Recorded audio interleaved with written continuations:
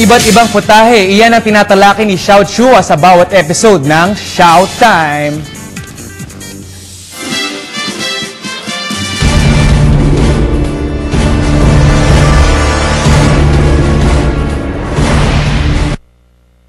Makasaysayang araw po. It's Showtime! 11 taon na ang nakalilipas nang salakayin at pabagsakin ng mga terorista ang World Trade Center sa New York. Inakala na ng marami na ito na ang sinasabi ni Samuel Huntington na Clash of Civilizations. Na ang susunod na malaking digmaan ay hindi sa mga bansa, kundi sa pagitan na ng mga relihiyon, ng mga Kristiyano at mga Muslim. Ngunit kung titignan, ang pinakamalapit na relihiyon sa mundo talaga ay ang Kristyanismo at Islam. Parehong iisang Diyos ang sinasamba.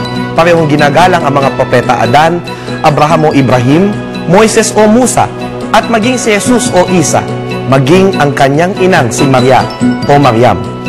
Parehong naniniwala sa mga anghel na katulad ni Gabriel o Jibril, mga banal na aklat at sa araw ng paghuhukom.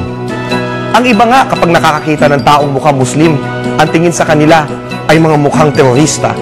Ngunit ang salitang Islam mismo ay nagmula sa salitang salam o kapayapaan.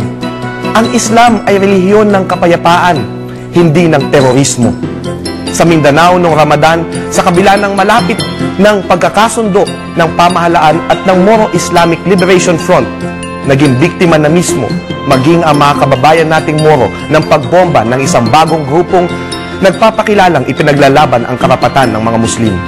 Dito makikita natin na ang anumang sinasabing hidwaan ng mga relihiyon, ito ay hindi dahil sa pinaniniwalaan, kundi dahil sa pagnanais lamang ng iilan na makuha ang kapangyarihan at politika gamit ang pangalan ng Diyos. May pag-asa po sa pagkakaintindihan.